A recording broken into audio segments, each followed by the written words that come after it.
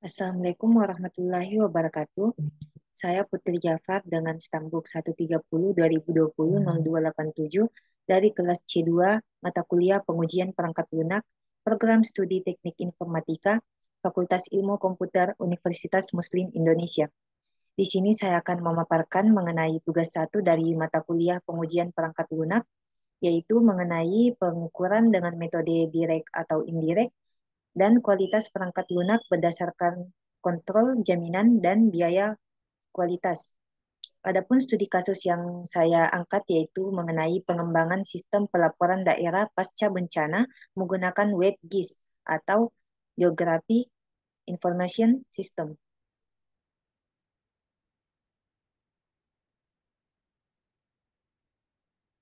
Yang pertama yaitu mengenai pengukuran dengan metode direct. Di sini saya akan menggunakan metode pengukuran direct, di mana pengukuran direct atau pengukuran langsung merupakan metode pengumpulan data atau informasi dengan menggunakan alat atau instrumen pengukuran untuk secara langsung mengukur properti atau karakteristik yang diminati tanpa adanya perhitungan atau estimasi tambahan. Sedangkan pengukuran tidak langsung atau indirect adalah metode pengumpulan data atau informasi yang melibatkan perhitungan, estimasi, atau interpretasi untuk mendapatkan nilai atau karakteristik yang tidak dapat diukur langsung dengan alat atau instrumen. Di sini dalam studi kasus yang saya ambil, saya akan menggunakan pengukuran dengan metode direct atau pengukuran langsung. Di sini saya akan menjelaskan mengenai pengukuran langsung atau pengukuran menggunakan metode direct, di mana pengukuran yang saya gunakan yaitu pengukuran kualitas perangkat lunak dari faktor usabilitas atau usability yang akan diukur dua website untuk mengontrol pengembangan sistem pelaporan daerah pasca bencana yang diberi nama Kontrol Web 1 dan Kontrol Web 2. Di sini terdapat tabel 1 yaitu pengukuran usabilitas di mana kriterianya yaitu communicativeness, operability, dan training. Di mana nilai kontrol yang saya gunakan yaitu dari 0 sampai 10 dan bobotnya yaitu 0 sampai 1. Di sini dalam kriteria communicativeness, nilai kontrol 1 pada web 1 yaitu bernilai 6, sedangkan pada nilai kontrol 2 bernilai 8, di mana bobotnya yaitu 0,1 dengan total nilai 1. Sedangkan untuk operability, nilai kontrol pada web 1 yaitu senilai 6 dan nilai kontrol 2 sebesar 5, di mana bobotnya yaitu 0,7 dengan total nilai 7. Sedangkan training nilai kontrol web 1 bernilai 7, sedangkan kontrol 2 bernilai 7, dengan bobotnya 0,8 dan total nilai yaitu 8. Selanjutnya terdapat tabel 2 yaitu hasil pengukuran usabilities, di mana usabilities dari kontrol 1 menghasilkan nilai sebesar 12,5, sedangkan usabilities dari kontrol 2 menghasilkan nilai 9,9.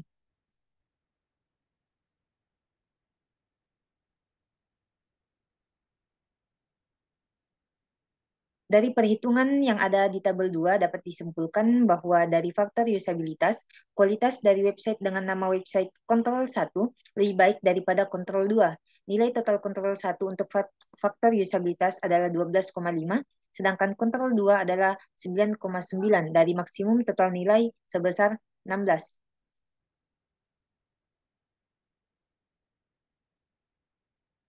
Selanjutnya yaitu pengukuran tabel matriks uji atau web GIS-nya. Untuk pengujian model terhadap GIS yang telah dibuat, dipilih dengan menggunakan pendekatan tabel matriks uji. Klasifikasi yang akan diuji tingkat akurasinya yaitu kesesuaian letak titik dengan daerah kecamatan yang telah dibagi pada halaman awal dari aplikasi. Data titik diambil random, kemudian dilihat apakah titik tersebut masuk dalam daerah kecamatan dari desa tersebut. Data uji berjumlah 10 dengan lokasi titik yang random. Hasil dari pengujian tersebut dapat dilihat di tabel di bawah, di mana di sini terdapat prediksi dan aktual, di mana prediksi tepat pada wilayah, hasil aktual pada tepat pada wilayah, yaitu sebanyak 4, yaitu data uji ke 1, 2, 4, dan 5. Sedangkan prediksi tidak tepat pada wilayah, hasil aktual tepat pada wilayah, yaitu 1 dengan data uji 3. Selanjutnya prediksi tepat pada wilayah dengan hasil aktual tidak tepat pada wilayah yaitu menghasilkan 1, yaitu data uji ke-9. Prediksi tidak tepat pada wilayah dengan hasil aktual tidak tepat pada wilayah yaitu menghasilkan 4, yaitu data uji ke-6, 7, 8, dan 10. Adapun hasil akurasinya yaitu 80%, di mana dari perhitungan tersebut didapatkan tingkat akurasi dari fitur GIS yang ada pada sistem mencapai 80% atau bisa dikatakan sudah cukup akurat. Selanjutnya yaitu metode pengukuran kualitas perangkat lunak yang umum digunakan melibatkan aspek-aspek seperti kontrol, jaminan, dan biaya kualitas. Berikut adalah evaluasi berdasarkan 3 aspek tersebut. Yang pertama yaitu kontrol. Kontrol kualitas perangkat lunak mengacu pada keberhasilan dalam mengelola dan mengontrol proses pengembangan serta pengendalian perubahan. Dalam konteks proyek pengembangan sistem pelaporan daerah pasca bencana menggunakan WebGIS, hasilnya terdapat 2 yaitu validitas dan reliabilitas. Untuk validitas, terdapat 4 fungsionalitas dengan nilai valid. Ini menunjukkan sebagian besar fungsionalitas sesuai dengan persyaratan yang ditetapkan. Dari hasil pengukuran validitas, terdapat 4 fungsionalitas dengan nilai valid dan 6 lainnya dengan nilai invalid.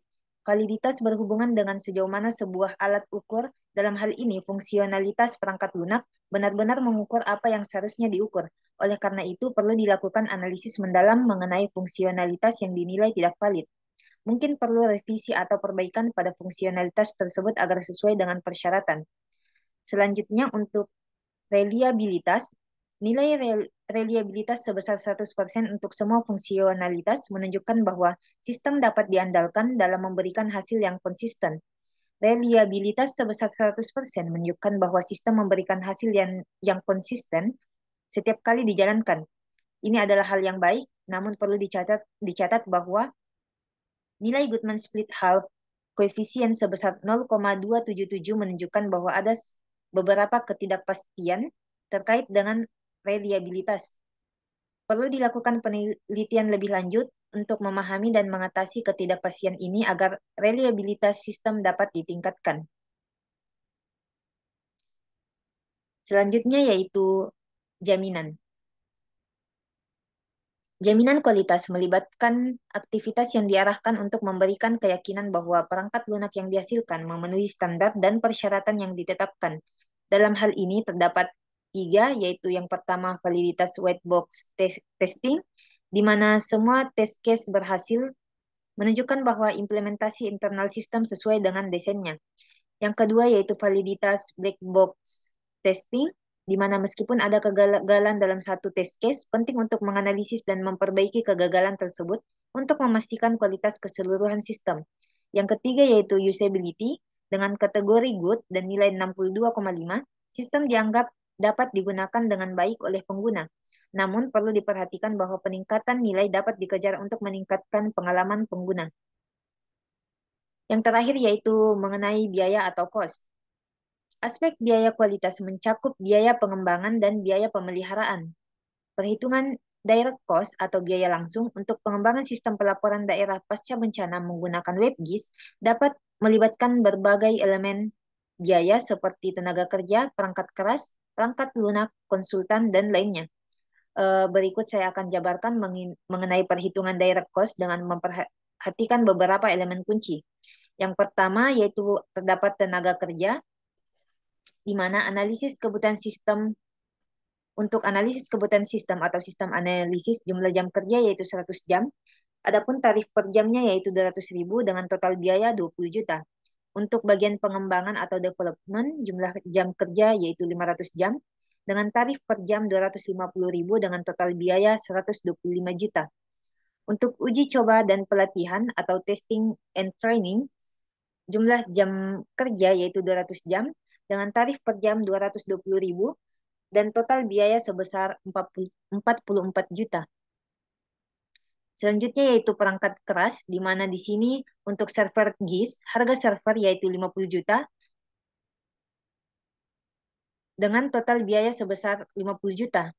Untuk komputer klien, untuk jumlah komputer sebanyak 10 dengan harga per komputer 10 juta, adapun total biayanya yaitu 100 juta. Selanjutnya itu perangkat lunak. Untuk lisensi perangkat lunak GIS, jumlah lisensi sebanyak 15 dengan harga per lisensi sebanyak 5 juta dengan total biaya 75 juta. Untuk konsultan, di mana jumlah jam konsultasi yaitu sebanyak 50 jam dengan tarif per jam 300.000 dan total biaya sebanyak 15 juta. Adapun biaya lainnya yaitu di sini dipertimbangkan yaitu biaya pelatihan pengguna di mana diperkirakan jumlah peserta 20 dengan biaya per peserta 1 juta dan total biayanya sebesar 20 juta. Adapun total biaya atau biaya langsung atau direct cost-nya yaitu eh, hasil perhitungan dari biaya tenaga kerja, biaya perangkat keras, biaya perangkat lunak, konsultan, dan biaya lainnya, maka hasil atau total direct cost yaitu sebanyak 180 juta. Adapun kesimpulannya yaitu sistem memiliki kontrol yang baik dan dapat diandalkan dalam memberikan hasil yang valid dan konsisten.